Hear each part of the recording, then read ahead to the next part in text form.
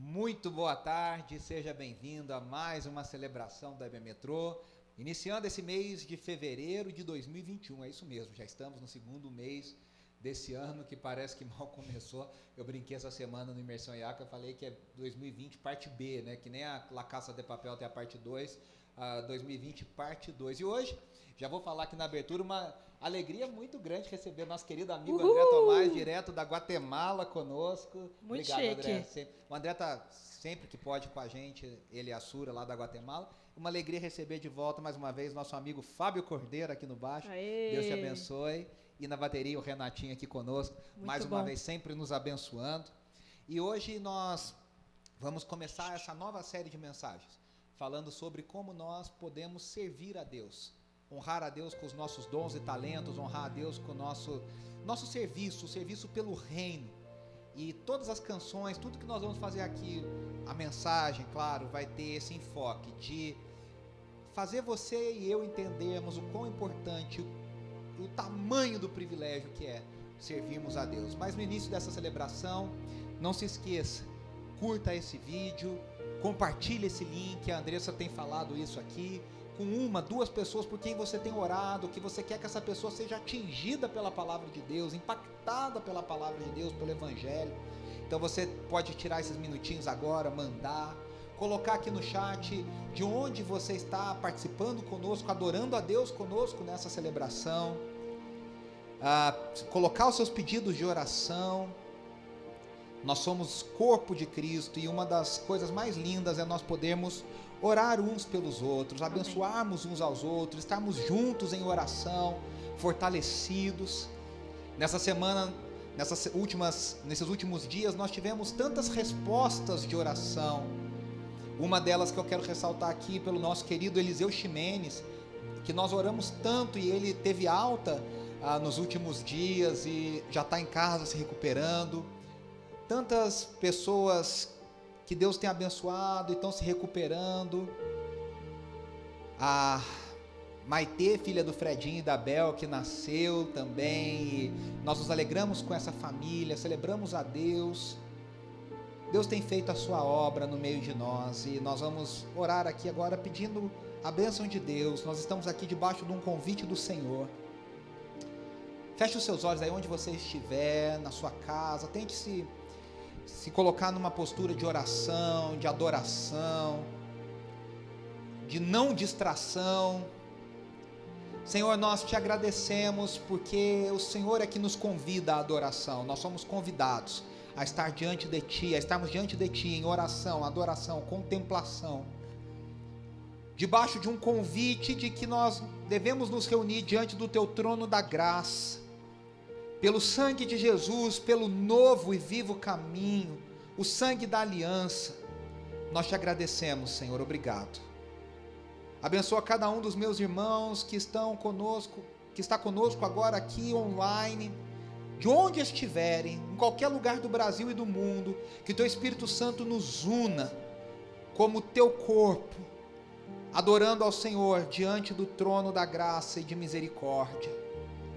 Que nós possamos relembrar nessa tarde o quão bom e o tamanho do privilégio que é servir ao Senhor, até o dia que Jesus Cristo voltará e nós reinaremos com Ele para sempre. Até que o Senhor venha, nós queremos pregar o Evangelho, nós queremos fazer a diferença na vida de outras pessoas. Essa é a nossa oração nessa tarde, em nome do Teu Filho amado. Amém. Amém. Até que Ele venha, a gente cumpre o nosso chamado aqui, pregando o Evangelho, sendo testemunha, sendo mártir, mostrando ao mundo quem é Cristo Jesus. Vamos juntos declarar isso.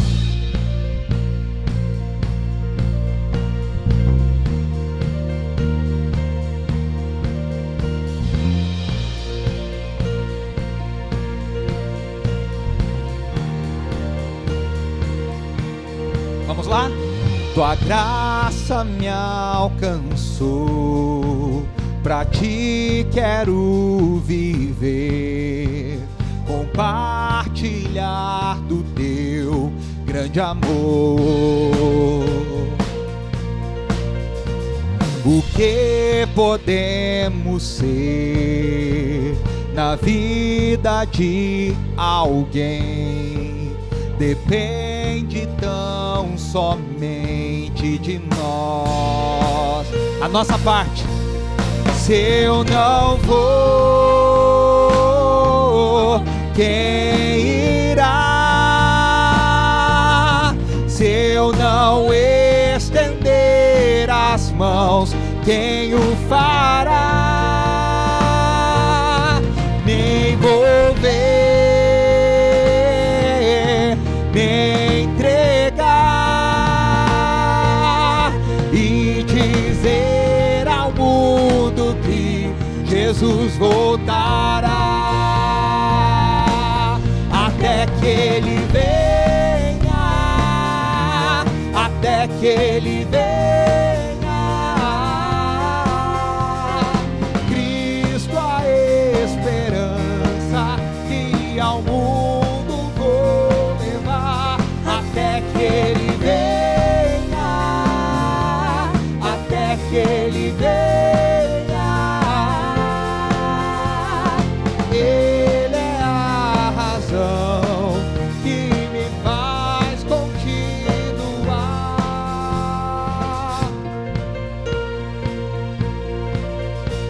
Tua graça me alcançou, pra ti quero viver, compartilhar do teu grande amor.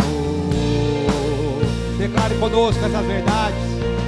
O que podemos ser na vida de alguém depende tão somente de nós. Se eu não for, quem irá? Se eu não estender as mãos, quem o fará? Me envolver, me entregar e dizer ao mundo que Jesus voltará. E nós fazemos isso até que Ele venha, até que Ele venha. Cristo a esperança que ao mundo vou levar, até que Ele venha, até que Ele venha. Ele é a razão que me faz continuar, até que Ele venha, até que Ele venha. Eu anuncio Cristo a esperança que ao mundo vou levar, até que Ele venha, até que Ele venha. Ele é a razão que me faz continuar.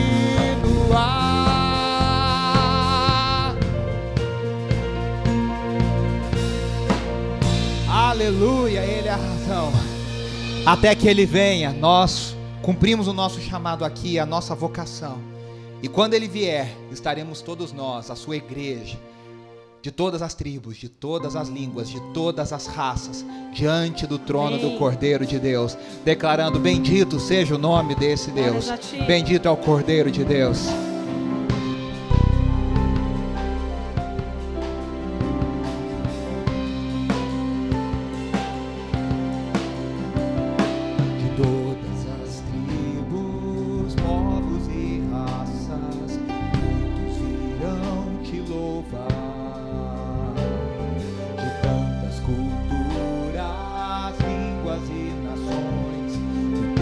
E no espaço virão te adorar.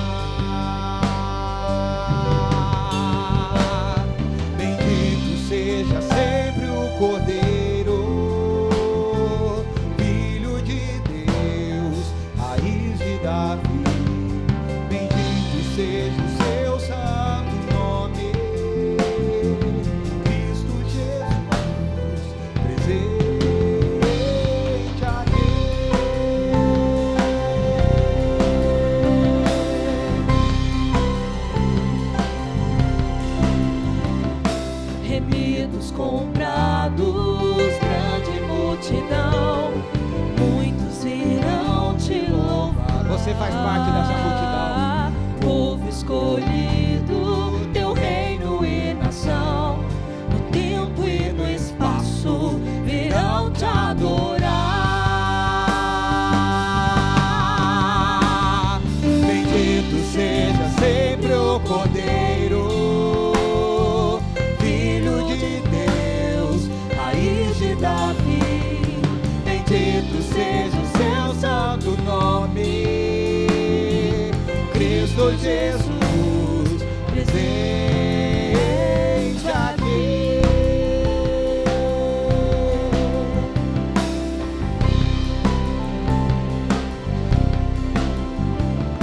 E a nós só nos cabe tudo dedicar, oferta suave ao Senhor. Entregue a Ele nessa tarde.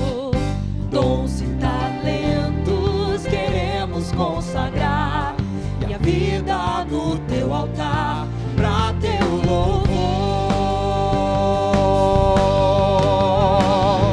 Bendito seja sempre o Cordeiro, Filho de Deus, raiz de Davi. Bendito seja o seu santo nome, Cristo Jesus, presente aqui.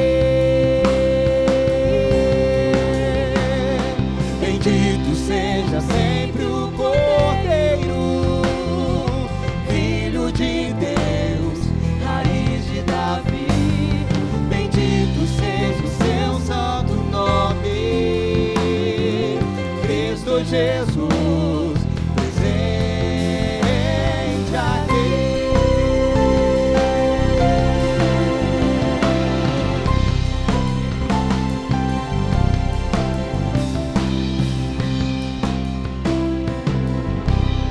Ele está presente entre nós. Aleluia. É interessante que nós falamos isso na série de 1 João.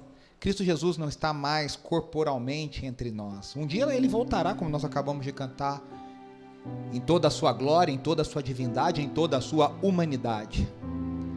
Mas quando eu e você servimos a Deus aqui, nesta vida que Deus nos deu, na cidade que Deus te colocou, na profissão que Deus te colocou, nós somos Cristo Jesus para o mundo.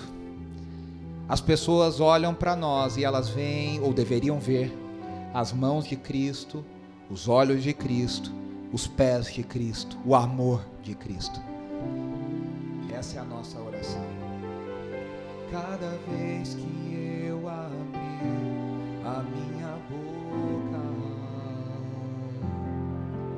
cada vez que eu olhar na direção de alguém, cada vez que passo a passo eu chegar em algum lugar, seja a tua voz, sejam teus olhos, sejam os teus pés. Cada vez que eu tocar no rosto em pranto, e como tem gente chorando ao nosso lado, cada vez que eu fizer o que já não se faz, cada vez que em silêncio eu doar a outra face, sejam tuas mãos, seja a tua graça e o teu amor. Ore assim conosco. Eu quero te servir, eu quero te obedecer, viver tua vontade, refletir tua verdade, te honrar com minha vida, em tudo te adorar, mestre, amigo, amado Jesus, esse é o meu querer,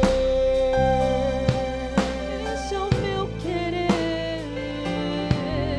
cada vez que eu tocar no ombro amigo, cada vez que eu fizer o que já não se faz, cada vez que em silêncio eu dobrar a outra face, serei tuas mãos, venha a tua graça e o teu amor. Eu quero te servir, eu quero te obedecer, viver tua vontade, refletir tua verdade, te honrar com minha vida, em tudo te adorar, mestre, amigo, amado Jesus. Eu quero te servir todos os dias, eu quero te obedecer todos os dias, refletir tua verdade, te honrar com minha vida, em tudo te adorar, mestre, amigo, amado Jesus. Esse é o meu querer,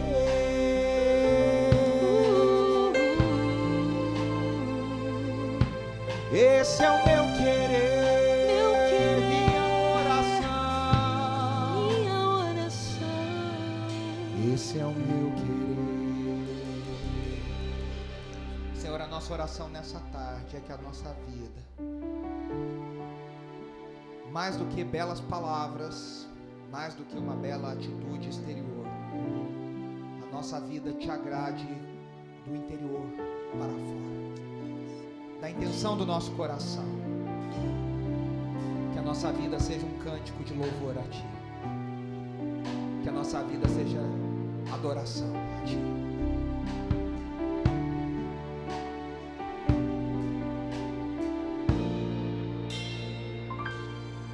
Que a minha vida seja um louvor a Ti, cada momento um acorde especial, cada mês um hino novo, cada ano uma sinfonia, que cante o meu amor, Jesus, que eu seja um instrumento afinado por Ti, no dom da especial adoração. Cordeiro de Deus, Rei dos Reis e Senhor, a Ti toda honra, glória e todo louvor, poder e majestade, força e alegria pertencem a Ti, ó Rei Jesus.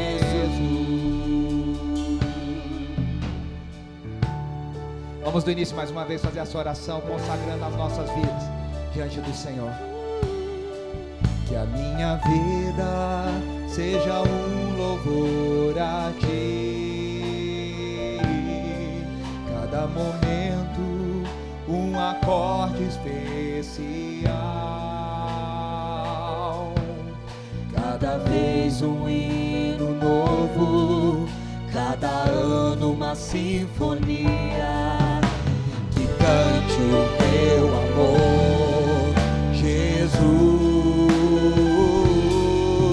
que eu seja o instrumento afinado por Ti, no dom da especial adoração. Cordeiro de Deus, Rei dos Reis e Senhor, a Ti toda honra, glória e todo louvor, poder e majestade, força e alegria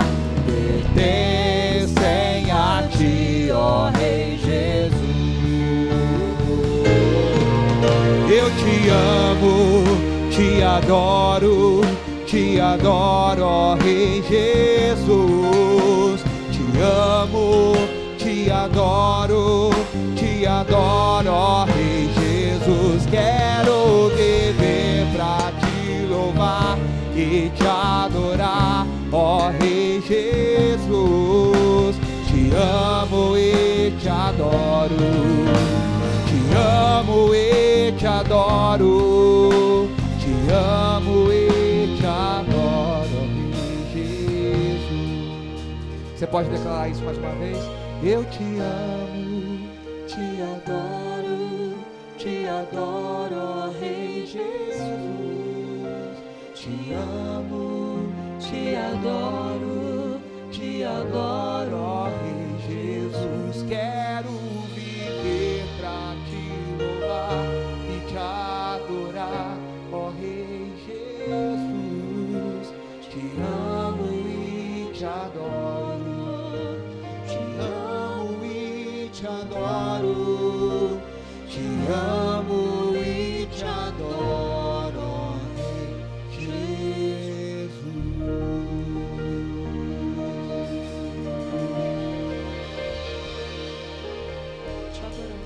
Nós verdadeiramente amaremos ao Senhor e amamos ao Senhor se nós guardamos os seus mandamentos e os servimos.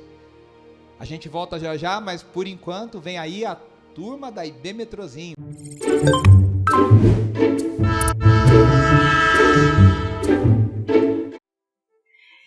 Eu olho para a cruz e para a cruz eu vou do seu sofrer participar, da sua obra vou cantar.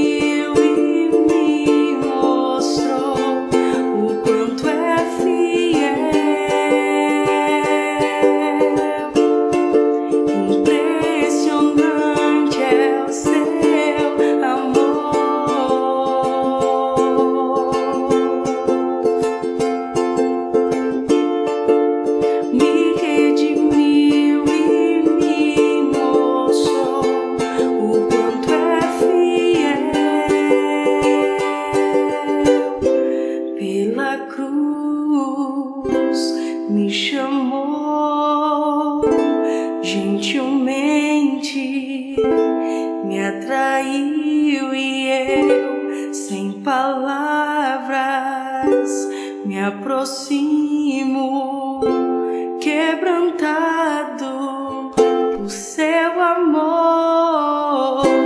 Pela cruz me chamou, gentilmente me atraiu e eu, sem palavras, me aproximo, quebrantado por seu amor.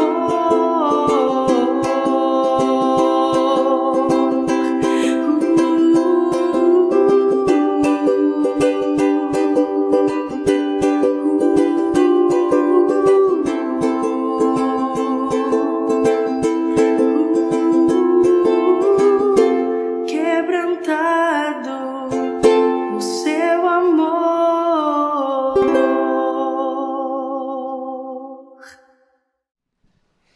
É isso aí, obrigado a todo o pessoal da EBB Trozinho. Lembrando, né, que lá, eu acho que eles já falaram, mas só lembrando que no nosso canal do YouTube tem o vídeo completo com as atividades, com as histórias, com as canções, para as crianças verem, reverem quantas vezes quiserem, para aprender da palavra do Senhor.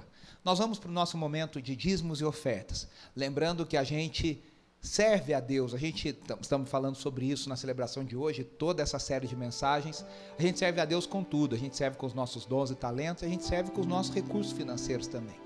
Nós temos dito aqui, o Brasil passa por um momento muito difícil, mas Deus tem nos sustentado, nós estamos quase completando um ano de pandemia, e com lutas, com muitas dificuldades, não é fácil, mas nós estamos aqui, o Senhor tem nos trazido, o Senhor tem nos sustentado, o Senhor tem trabalhado o nosso coração, o meu coração, o seu coração, a nossa fé, a nossa confiança, de que é Ele que faz e é Ele que nos sustenta. A nossa vida está nas mãos dEle. A IB Metrô, em breve, nós vamos ter todos os detalhes para o nosso início presencial. E com isso, muitos desafios, o local já está contratado. Em breve nós vamos anunciar com muita alegria para você, adorar a Deus, agradecer a Deus por isso, pelo milagre que Ele fez nisso também, mas são novos desafios de uma igreja que quer crescer para atingir mais pessoas. E eu e você somos convidados a entregar tudo que nós temos nas mãos do Senhor. Nós vamos cantar, enquanto nós cantamos, você pode apontar a câmera do seu celular para o seu QR Code aí na tela. Você vai ser direcionado ao Eu Igreja, você vai poder fazer a sua oferta. E nós vamos depois ter um momento de intercessão e nós vamos orar também pela sua vida financeira, pela vida financeira da sua família, da nossa igreja, do nosso país, para que o Senhor nos abençoe. Vamos cantar consagrando as nossas vidas. Essa canção lindíssima do nosso querido Asaf Borba esteve conosco essa semana no Imersão IACA 2021. E, aliás, um privilégio, né? A gente cantou Guilherme Quer aqui, o Guilherme esteve conosco no Imersão IACA diretamente dos Estados Unidos. E na sexta-feira, o Asaf Borba encerrando o Imersão IACA. Então, um grande privilégio, uma grande alegria. Nós vamos cantar essa canção dele agradecendo a Deus. Quanta coisa tenho feito para o meu próprio prazer.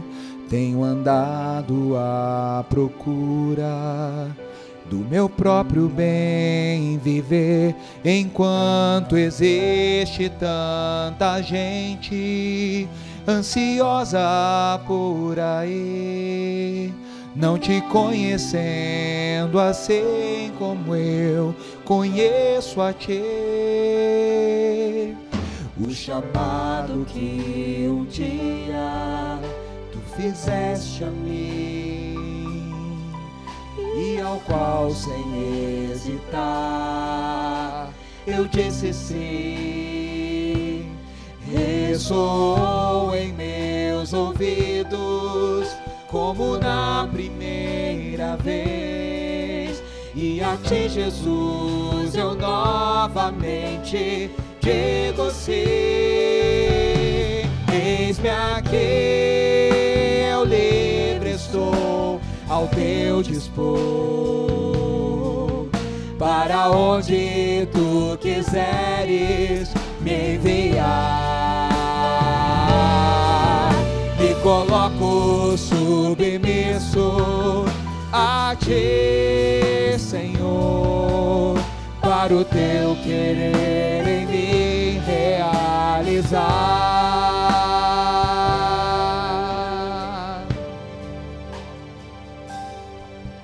O chamado que um dia Tu fizeste a mim pela graça, e ao qual sem hesitar, pela graça, eu disse sim.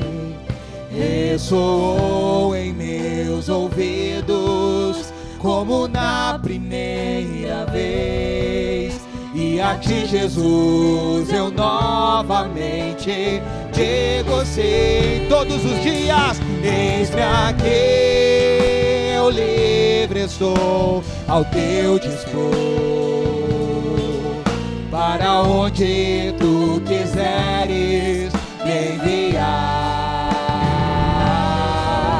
Me coloco submisso a Ti, Senhor, para o Teu querer em mim realizar. Eis-me aqui, eu livre estou, cumpre em mim Tua vontade, Senhor, me enviar. Me coloco submisso a Ti, Senhor, para o Teu querer em mim realizar. Eu querer, para o Teu querer em mim realizar, para o Teu querer em mim realizar.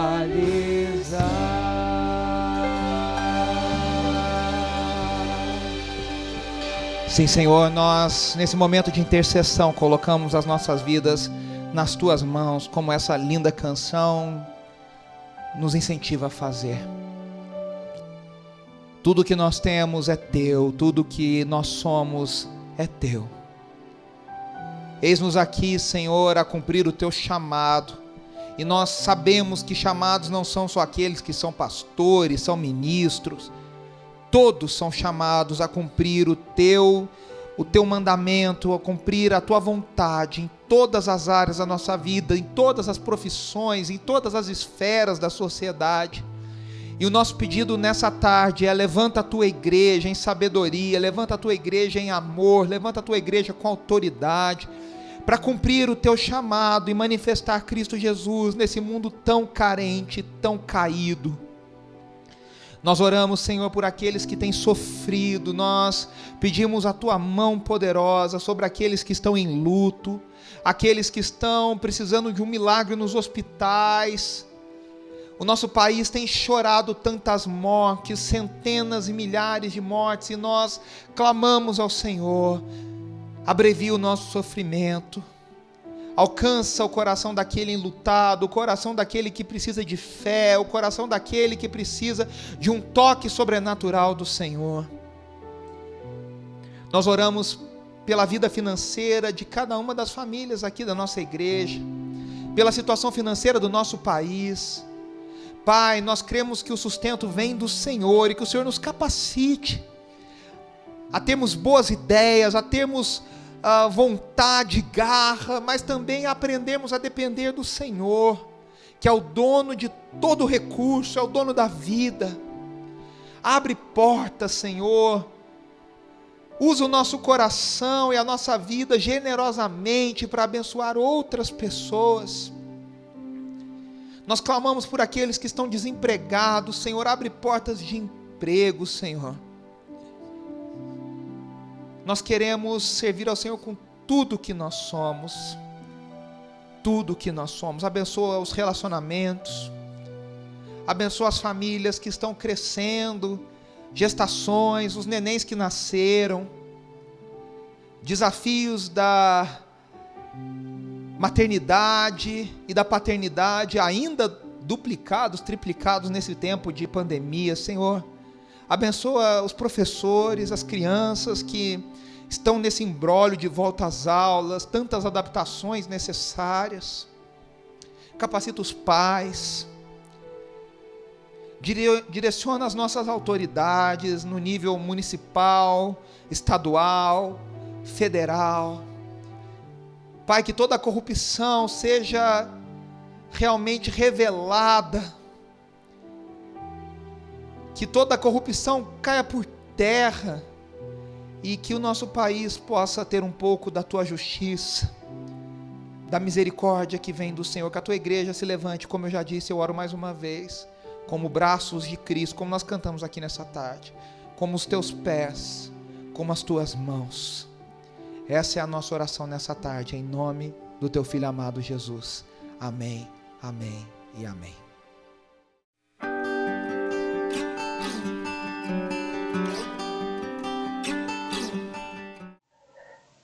Nós vamos dar continuidade à celebração da IB Metrô, essa primeira celebração de fevereiro, abrindo a nossa série, Os Brados da Cruz, as últimas palavras de Jesus no Calvário, de um jeito muito especial. Hoje nós vamos fazer essa reflexão diretamente aqui da nossa casa. E é um prazer receber vocês aqui na nossa casa. Andressa e eu entendemos que a Igreja de Jesus é isso, é relacionamento, é estarmos juntos, é discipulado, é caminharmos juntos, é compartilharmos da dor uns dos outros. Então, nós vamos falar hoje, inclusive, sobre a ceia, a última ceia, onde Jesus falou tantas coisas importantes sobre a sua morte e ressurreição de um jeito tão íntimo, com aquele círculo de 12 discípulos, tendo ali um que iria traí-lo, Judas Iscariotes, de uma forma tão íntima, sobre coisas tão importantes que estavam para acontecer imediatamente após o término daquela refeição. Então, seja muito bem-vindo, e nós estamos, como eu disse, dando início a essa série tão especial, Os Brados da Cruz, as últimas palavras de Jesus no Calvário. Nos meses de fevereiro, começando hoje, os 4 domingos de fevereiro e os 4 domingos de março, nós vamos falar sobre as 7 frases que Jesus disse no momento mais importante do seu ministério, o ápice do seu ministério, na cruz do Calvário. Eu só quero fazer uma pequena explicação que eu acho importante. No mundo inteiro, a Igreja de Jesus Cristo ela tem 2000 anos de história. É uma história riquíssima que muitas vezes nós desconhecemos, nós não valorizamos.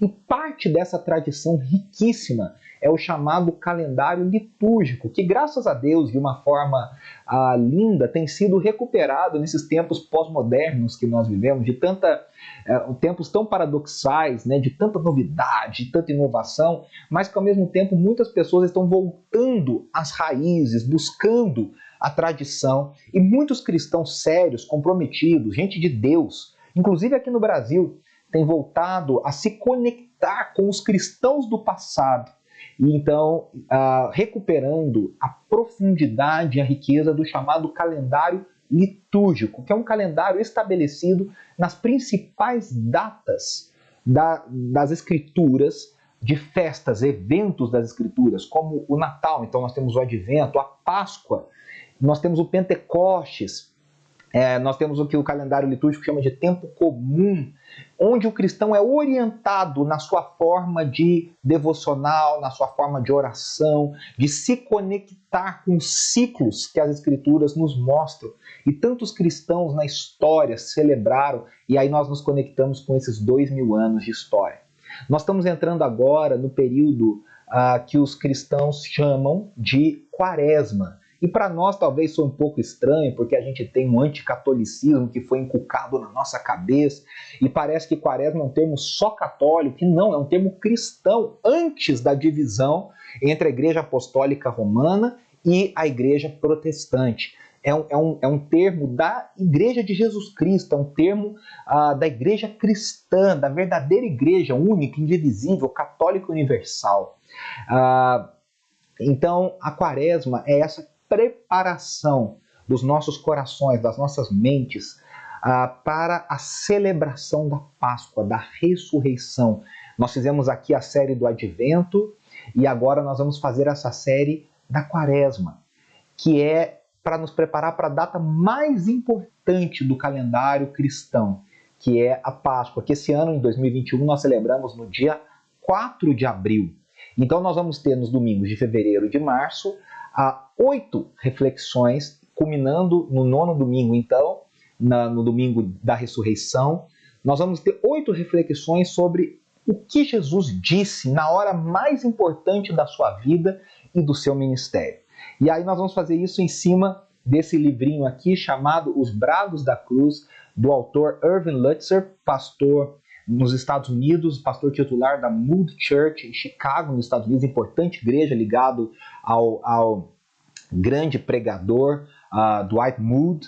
E ele vai falar sobre essa jornada, dessas palavras de Jesus, dessas frases de Jesus na cruz do Calvário, o que elas significam para nós. Eu quero indicar também 2 livros que eu tenho usado para estudar, preparar no meu Instagram, no Instagram da IB Metrô. A gente sempre tenta compartilhar um pouquinho de como é essa dinâmica de preparação, de estudo, materiais. Então você nos acompanha nas redes. Mas eu também quero indicar esse livro aqui do famoso pregador e escritor londrino John Stott, se chama Cruz de Cristo, excelente material. E aqui embaixo um material um pouco mais teológico do grande especialista no Evangelho de João, D.A. Carson, se chama A Última Oração de Jesus, das edições Vida Nova, você encontra na internet facilmente para comprar. E nós vamos então fazer essa reflexão hoje. E essa reflexão tão importante, eu dei o título para essa mensagem de Rude Cruz. Por que Jesus Cristo precisava morrer? John Stott faz essa pergunta. E por que Jesus precisava morrer? Por que ele precisava passar pela cruz? Por que ele não só anunciou as novidades do reino, como nós vimos na série das parábolas? Por que ele não só falou da inauguração do reino de Deus? Por que era necessário que o seu ministério terminasse na cruz do Calvário? E aí, as últimas palavras de uma pessoa, supostamente, são as mais importantes. Na hora que a pessoa sabe que está para enfrentar a morte, ela diz palavras marcantes. Uma pessoa sábia, uma pessoa que quer deixar um legado. Então, as suas últimas palavras, e na história nós temos vários exemplos disso, as últimas palavras de grandes personagens da história são palavras marcantes, inclusive de homens e mulheres de Deus, que nas suas horas, nos seus minutos finais, disseram coisas tão lindas que você pode pesquisar e olhar, por isso que as biografias são super interessantes. E aí, então, nós vamos refletir nessas 7 frases que Jesus disse e como ele deixou para falar coisas tão importantes nos momentos finais, antes da sua morte. Se essa pregação fosse uma série de TV, a gente começaria vendo Jesus na cruz do Calvário, crucificado. Cenas tão fortes como na Paixão de Cristo, do Mel Gibson, que se você não assistiu, eu indico que você assista ou assista novamente. Andressa e eu, há um tempo atrás, assistimos novamente esse filme lançado em 2005. Cenas que mexem com a gente, cenas que tocam o nosso coração. Mas se essa pregação fosse uma série, a gente veria Jesus na cruz do Calvário, esse momento tão triste, tão dolorido, tão vergonhoso em certa instância, e tão glorioso em outra visão. Mas depois a pergunta seria: o que o levou ali? Como ele chegou ali? E aí então nós veríamos uma série de flashbacks, uma série de voltas no tempo, para a gente entender como Cristo terminou naquela cruz. E por que ele estava ali naquela cruz? O que essa cruz significa? Em um mundo que foge tanto do sofrimento e tem uma ideia tão etérea de Jesus, um Jesus tão insosso, um Jesus tão boa gente, um Jesus tão que se encaixa em qualquer visão de mundo, em qualquer ideia. Nós vamos ver hoje, e a partir de hoje nessa série, o que a cruz significa verdadeiramente na história da ressurreição. Muitos cristãos, por acharem que já ouviram tanto sobre a cruz, deixam de realmente entender o que a cruz significa real e completamente.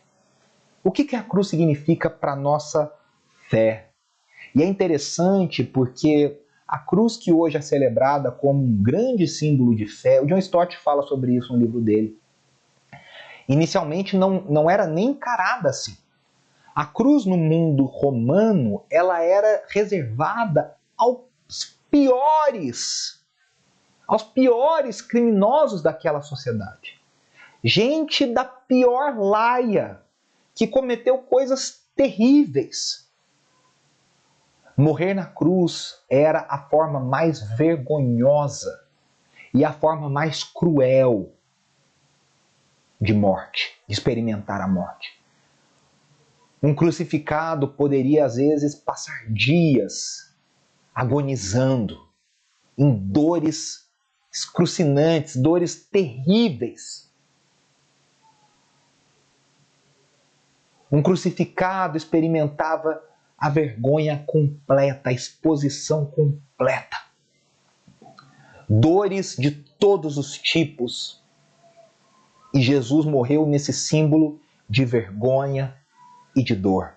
Eu me lembro daquele lindo hino. Rude cruz se erigiu, dela o dia fugiu, como emblema de vergonha e dor. Mas contemplo essa cruz, porque nela Jesus deu a vida por mim, pecador. Sim, eu amo a mensagem da cruz. Até morrer eu a vou proclamar. Levarei eu também minha cruz, até por uma coroa trocar. Esse hino é lindo, fala tanto ao nosso coração. E nós temos centenas de cânticos, de hinos, que proclamam o poder da cruz na história da redenção, da morte de Jesus na cruz, não o poder da cruz. Nós cantamos com a ebemetrozinha, eu olho para a cruz, mas a cruz é esse símbolo de vergonha. No início, os cristãos não usavam a cruz como símbolo, porque ela estava tão atrelada a essa vergonhosa morte de um Messias. Como que um Messias, um rei soberano, o Senhor dos senhores, pode morrer numa cruz tão vergonhosa? Como? E essa era a pergunta.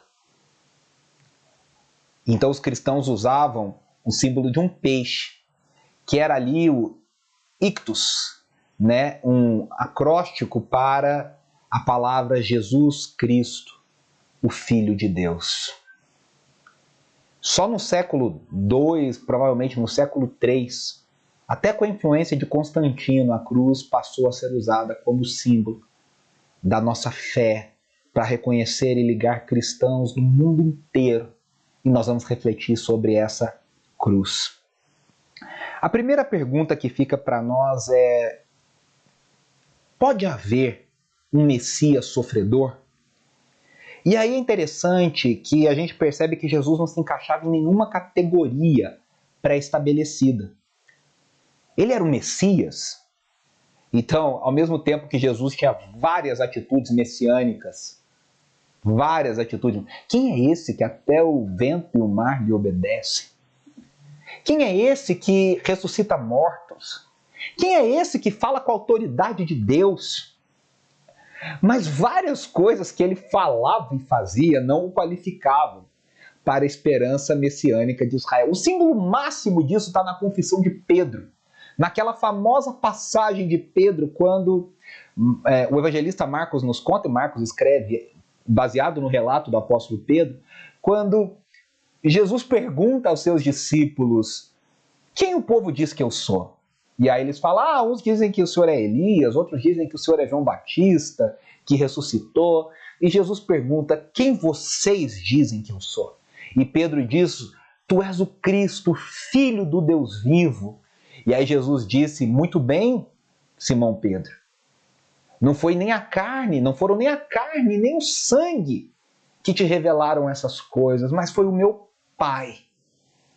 E aí Jesus fala: porque então agora está destinado ao Filho do Homem, esse que você acabou de dizer que é o Filho do Deus vivo, a padecer, a sofrer e a ter uma morte cruel. E aí Pedro diz: que isso nunca aconteça. E aí Jesus diz: arreda-te de mim, Satanás. Sai daqui, Satanás. Porque Jesus tinha clara noção de que era necessário morrer, dar a sua vida. E é interessante porque os discípulos não entendiam como isso se associava com a ideia de um Messias vitorioso, de um Messias que ia proclamar a vitória sobre os inimigos de Deus. Jesus também não se encaixava no papel de um rabi tradicional. Ele expunha as escrituras, mas ele ia muito além. Ele dizia: vocês ouviram o que foi dito, mas eu, porém, vos digo. Um novo mandamento eu trago para vocês.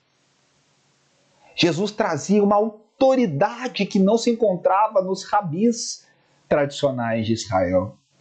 Jesus seria então um sacerdote do templo. Os sacerdotes ensinavam sobre a lei de Deus e oficiavam ali no templo. Mas Jesus insistentemente se coloca em rota de colisão com a corrupção que estava ocorrendo no templo. Jesus diz: eu vou destruir esse templo, e em 3 dias eu o reconstruirei. Então Jesus não se encaixa nem como Messias, nem como um rabi, nem como um sacerdote. E por último, Jesus não se encaixa nem como um profeta comum.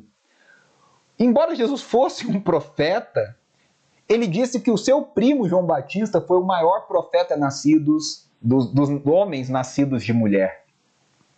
E ele mesmo se colocava acima dos outros profetas, porque a sua autoridade não vinha de ouvir a voz de Deus, mas ele era a própria voz de Deus.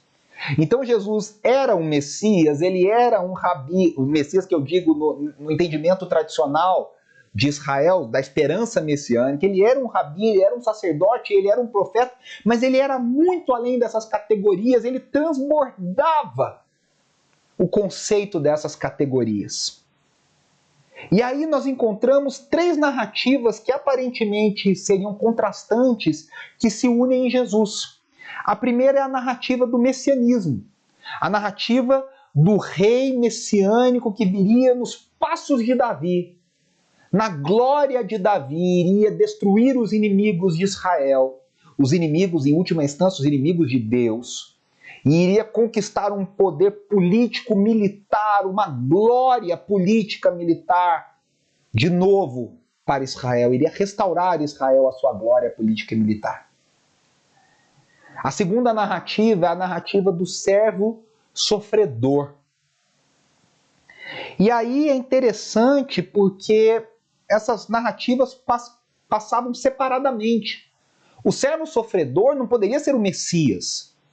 O servo sofredor era muito mais interpretado no judaísmo do Segundo Templo, como N.T. Wright nos ensina, como a ideia de que o povo de Israel era esse servo que sofreria, que passaria por sofrimento até que o Messias viesse e restaurasse Israel.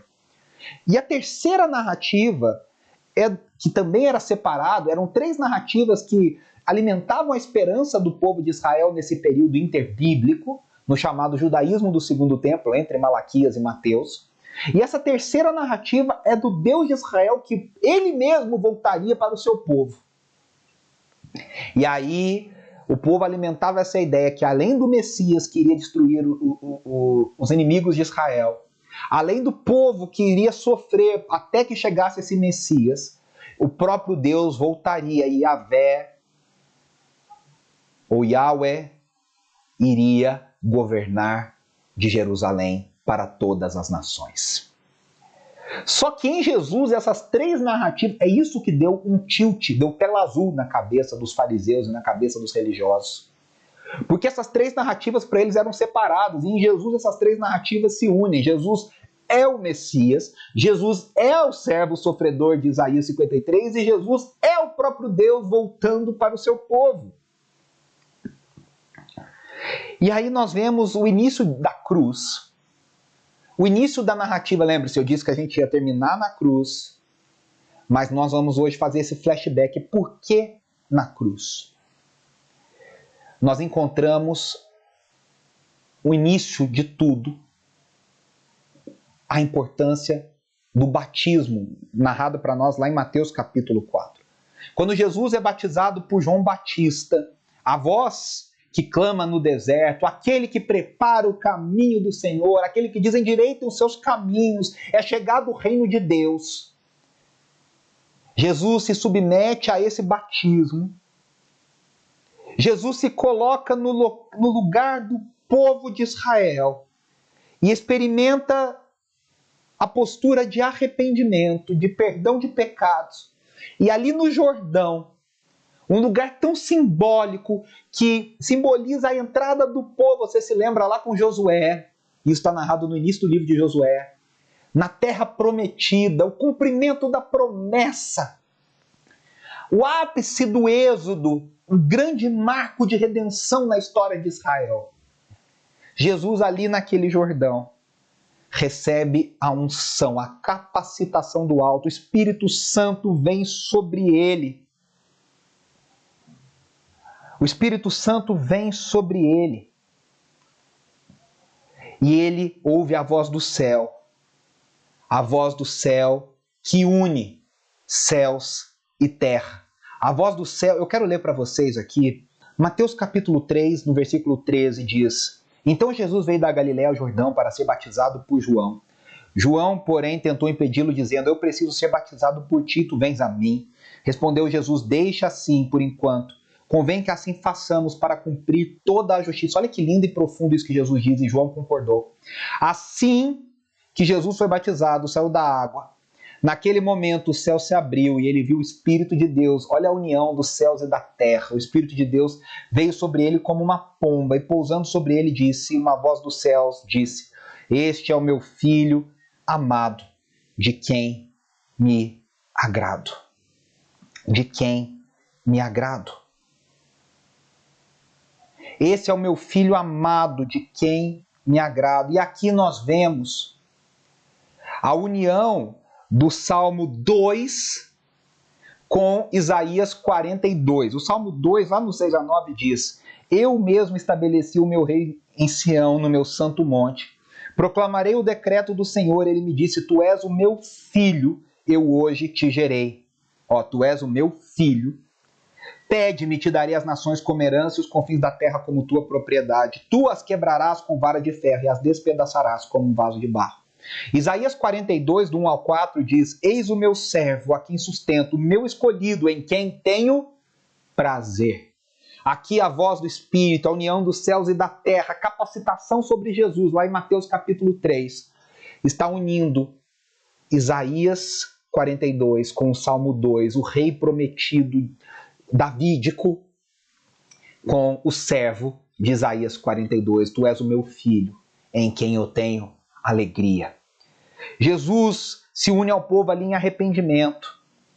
Jesus sempre disse que seria através do seu sofrimento. Jesus sai do batismo e vai em direção ao deserto, ser tentado pelo diabo durante 40 dias, em provações.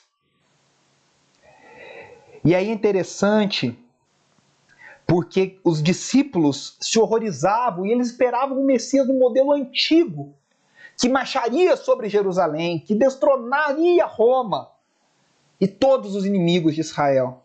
Mas Jesus, então, se encaixa muito mais no modelo do servo sofredor, que está descrito lá em Isaías 52, Isaías 53. Eu quero ler Isaías 52, do 7 a 9. Como são belos nos montes os pés daqueles que anunciam boas novas, que proclamam a paz, que trazem boas notícias. Em última instância é Jesus em todas elas. Que proclamam a salvação e que dizem a Sião: o seu Deus reina. Escutem, suas sentinelas erguem a voz, juntas gritam de alegria. Quando o Senhor voltar a Sião, elas o verão com os próprios olhos. Cantem juntamente de alegria vocês, ruínas de Jerusalém, pois o Senhor consolou o seu povo, ele resgatou Jerusalém. Só que olha o que diz o 53. Quem creu em nossa mensagem, a quem foi revelado o braço do Senhor? Ele cresceu diante dele como um broto tenro e como uma raiz saída de uma terra seca. Ele não tinha qualquer beleza ou majestade que nos atraísse, nada em sua aparência para que o desejássemos. Foi desprezado e rejeitado pelos homens, um homem de tristeza e familiarizado com o sofrimento. Como pode ser esse o Messias vitorioso de Israel? Como alguém de quem os homens escondem o rosto, ele foi desprezado e nós não o tínhamos em estima. Certamente ele tomou sobre si as nossas enfermidades e sobre si levou as nossas doenças.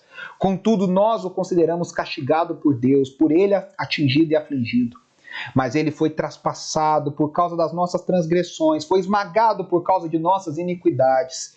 O castigo que nos trouxe a paz estava sobre ele, pelas suas feridas fomos curados. A vocação de Jesus como Messias de Israel estava intimamente ligada com a sua vocação como servo sofredor. E aí é interessante que nesses flashbacks, Marcos vai trazendo várias vezes, se eu não me engano, são 3 vezes, na 4ª vez já é ali, já para a crucificação, que Jesus diz: eu morrerei, eu entregarei a minha vida, o Filho do Homem sofrerá. Nós vemos no discurso de João, que até está no livro aqui do Carson, nos capítulos 14, 15, 16 e 17 de João, Jesus fala da necessidade, principalmente no capítulo 16, de morrer, da necessidade do sofrimento, do caminho do sofrimento que os próprios discípulos enfrentariam como ele, Cristo, enfrentou. Mas aí nós vemos que João, Marcos, Lucas e Mateus pintam a cruz, eles desenham a cruz, eles constroem a narrativa para o ápice, no final do episódio, da cruz como um trono. Veja, por exemplo, o texto de Lucas 9, de 28 a 35. Diz assim: aproximadamente 8 dias depois de dizer essas coisas, Jesus tomou consigo a Pedro, João e Tiago e subiu ao monte para orar. Aqui é o texto famoso da transfiguração. Enquanto orava, a aparência do seu rosto se transformou e suas roupas ficaram alvas e resplandecentes, como o brilho de um relâmpago. Surgiram 2 homens que começaram a conversar com Jesus. Que cena essa, meus irmãos, como eu queria ter visto isso. Um dia nós veremos assim, né? Um dia nós o veremos assim. Eram Moisés e Elias. Apareceram em glorioso esplendor e falavam sobre a partida de Jesus que estava para se cumprir em Jerusalém. Olha, na glória, com Moisés e Elias, 2 dos personagens mais importantes do Antigo Testamento.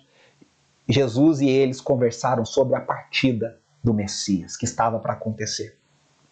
Pedro e os seus companheiros estavam dominados pelo sono. Acordando subitamente, viram a glória de Deus e os 2 homens que estavam com eles. Quando estes estavam se retirando, Pedro disse a Jesus: Mestre, é bom estarmos aqui. Façamos 3 tendas, uma para ti, uma para Moisés e uma para Elias. E a Bíblia diz: ele não sabia o que estava dizendo. Enquanto ele estava falando, uma nuvem apareceu e os envolveu. Olha a outra voz do céu. E eles ficaram com medo ao entrarem na nuvem. Dela saiu uma voz que dizia: este é o meu filho, o escolhido, o ungido, o Mashiach, o Messias. Ouçam a ele. João 12, do 31 ao 33, olha como João coloca a cruz como um trono. Chegou a hora de ser julgado este mundo, agora será expulso o príncipe deste mundo. Mas eu, quando for levantado da terra, atrairei todos a mim. Ele disse isso para indicar o tipo de morte que haveria de sofrer. Jesus veio dando vários spoilers, e é super interessante, gente. Eu não sei se a gente chama isso de spoilers, né? Vai entregando o final. Mas se você lê os evangelhos, os discípulos não entendiam isso. Jesus falou várias e várias e várias e várias e várias vezes. E os discípulos não entenderam. E os discípulos não entenderam o que Jesus estava falando. Quando aconteceu, parece que Jesus nunca tinha falado, porque eles não tinham olhos para ver, eles não tinham mente para entender. Somente depois que o Espírito Santo veio sobre eles, eles entenderam, compreenderam. E aí eles escrevem essas coisas para dizer: olha, a gente não entendia o que estava acontecendo. E aqui nós já vimos que Jesus não se encaixa em nenhuma das categorias. Nós vemos a importância do batismo como o início dessa caminhada rumo à cruz. E agora nós vamos ver que existe na cruz um novo êxodo, uma nova libertação. E aí ele mostra para nós qual é a verdadeira batalha.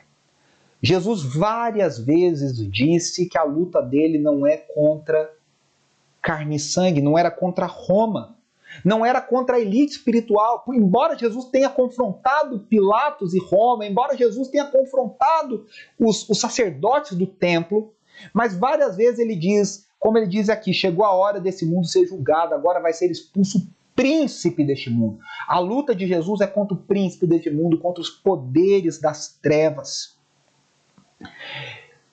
Em última instância, o John Stott fala isso brilhantemente nesse livro, quem matou Jesus?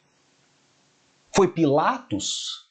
Foi a elite espiritual? Foram os sacerdotes do templo? Foi o povo? Foram os soldados? Embora todos esses personagens tenham sim suas responsabilidades, quem matou Jesus foi o próprio Cristo. E o Pai que o entregou para morrer, e Jesus aceitou a sua missão de servo sofredor, e ele sabia que era necessário morrer. Quem matou Jesus não foi Pilatos, quem matou Jesus não foi o povo, quem matou Jesus não foram os sacerdotes, quem matou Jesus não foram os soldados.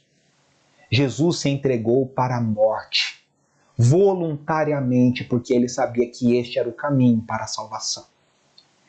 Ele sabia que dessa forma ele venceria a verdadeira batalha. Jesus derrota a morte, enfrentando a morte de frente, sofrendo a morte e a vencendo. E ao vencer a morte, Jesus estabelece uma nova criação, um novo povo, que agora é um Israel ampliado, a igreja de Jesus, o povo de Jesus, um novo templo, um templo vivo. Jesus não era apenas um profeta anunciando o juízo. Ele começa a dizer que ele iria à frente e ele sofreria. O profeta anuncia o sofrimento para o povo.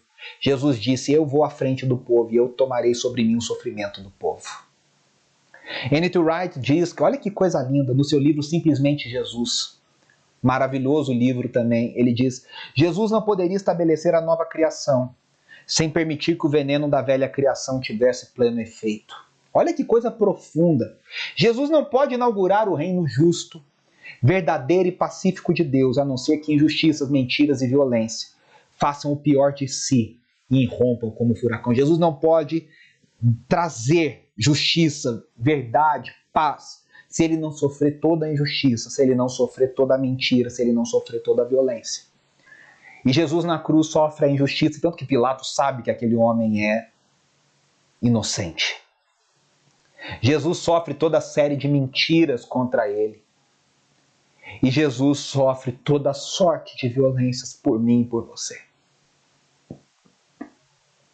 E antes de chegar na cruz, há um novo capítulo nesse flashback. Há uma nova Páscoa, há uma refeição, onde Jesus ressignifica tudo.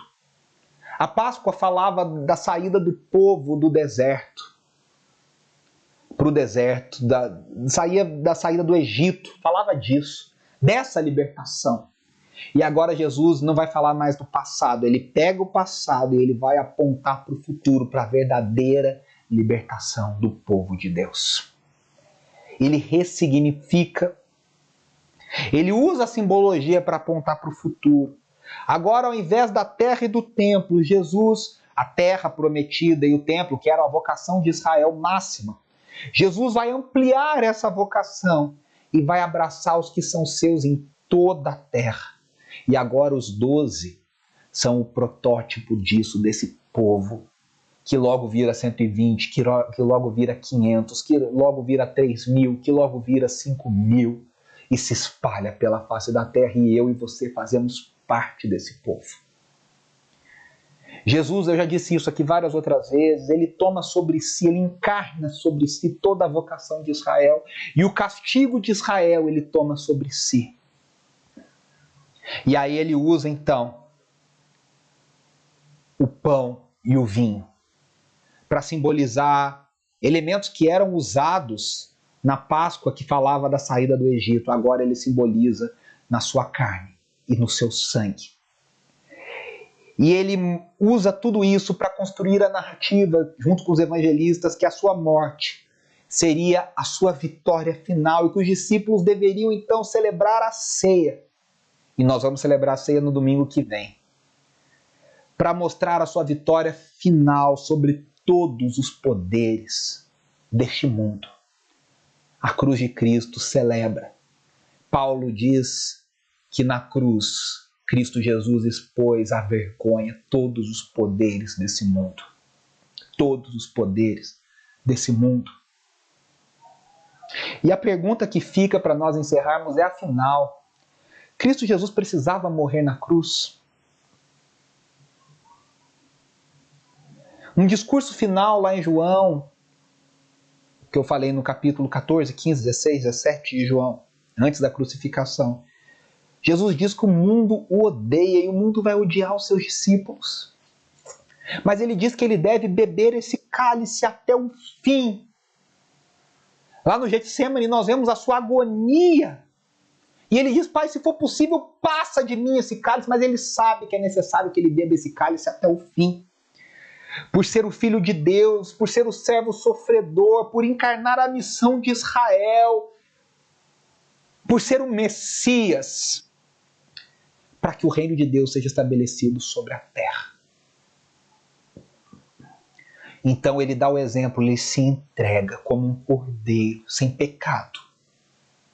Ele se entrega por mim e por você. Uma morte exemplar, ou seja, o nosso exemplo, ela é representativa porque ele morre em nosso lugar, ele toma um juízo sobre si. É uma morte penal, porque ele sofre a ira de Deus sobre si. Mas acima de tudo, é na morte de Cristo Jesus que se dá início à inauguração do reino de Deus sobre nós. Os últimos dias. O N.T. Wright diz que o corpo, a mente, o coração de Jesus seria um campo de batalha, no qual a vitória final seria ganha.